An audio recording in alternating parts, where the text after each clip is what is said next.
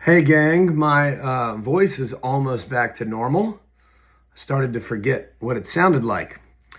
Um, I'm about to lose it again because I'm heading to Atlanta this coming weekend.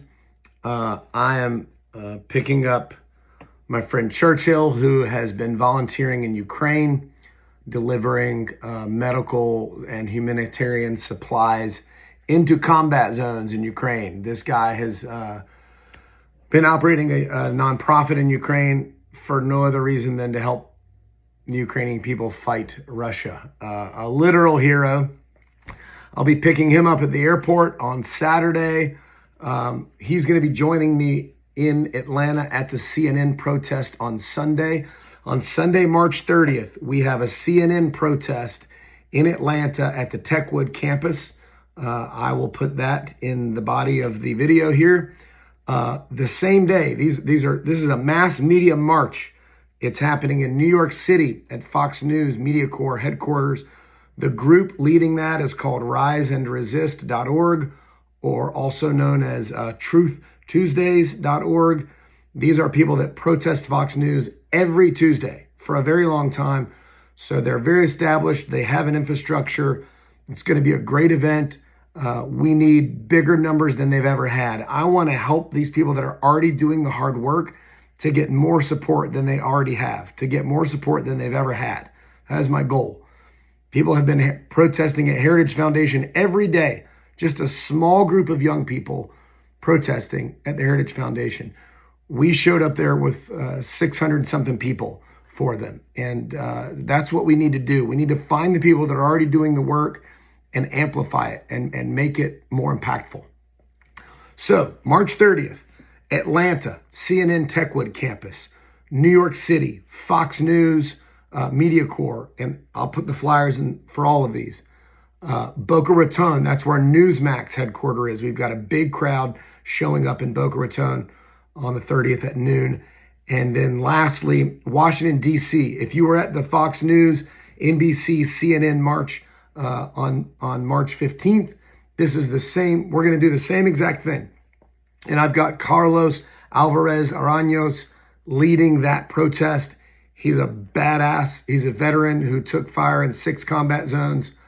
He spoke at the veterans protest March 14th and lit the crowd on fire. This dude is a flamethrower. He's exactly the kind of leader that we need out there. So he's going to be in D.C. My friend Samira is going to be there helping and supporting him. They're going to be working together.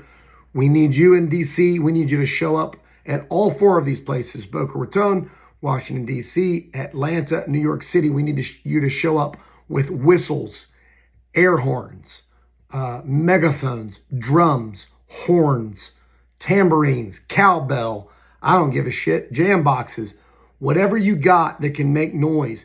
We need to gather outside these media outlets and demand, first of all, for people like Newsmax and Fox, that they tell the truth for a change. Newsmax is largely financed by Qatar. Fox News, we know, is regularly known for spewing Russian propaganda. Rupert Murdoch is married to a woman whose ex-husband was a Russian oligarch. Her son-in-law is a Russian oligarch. These ties are not 6 degrees of separation, they're 1. So while Qatar is being bankrolled, while Newsmax is being bankrolled by Qatar, our new Attorney General, Pam Bondi, lobbied for Qatar before getting this job.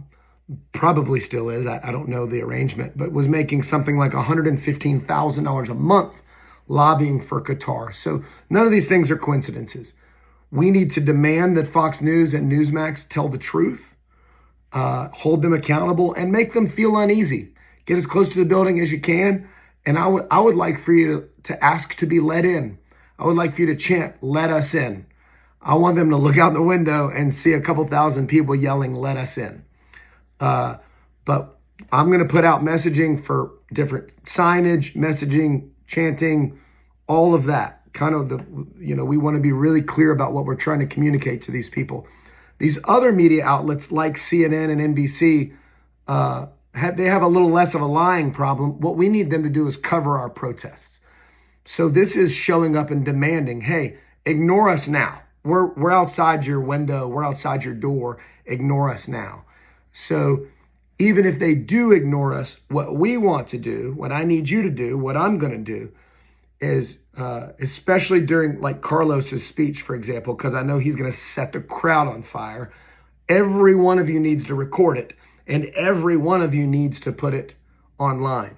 So even if they do ignore us, the rest of the world is not, because we're going to flood social media with images of these speeches and these crowd sizes and the chanting.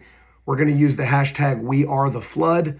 By the way, we also secured a link, wearetheflood.net, wearetheflood.net. That links you straight to a tab on Donald Loves Vladimir that is all about protest and getting involved. So I think that's all I got for you right now. My big ask is this. I need you to share this video. I need it to go viral. I need these images to go viral. Take this video and put it on platforms that I'm not on anymore. I'm banned from TikTok. I'm banned from Reddit. Put this video on Reddit for me. Get it on TikTok for me. I don't care about views or credit or any of that. You can put my name in it so people can find me elsewhere, but you get all the views you want. That's not what this is about for me. This is about awareness.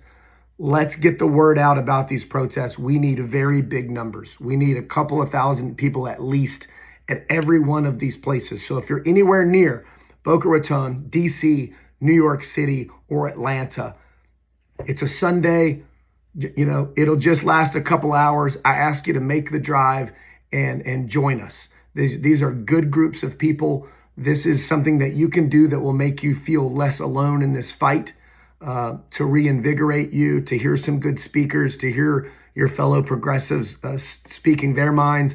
We're going to make all of these very democratic. We're going to pass the megaphone around and let people speak. We had a dude in DC that was my new friend Brandon, who was a rapper. He was freestyling and dropping bars about fascism. It was pretty awesome. We heard from everybody, from college students to grandmothers. And I always want to do that. I want to always give people a chance to speak. March 14th was a much more organized and tightly planned event. I couldn't let everybody speak. When I'm the only one in charge, I will let everybody speak that I possibly can, as long as we have time. Tell the truth!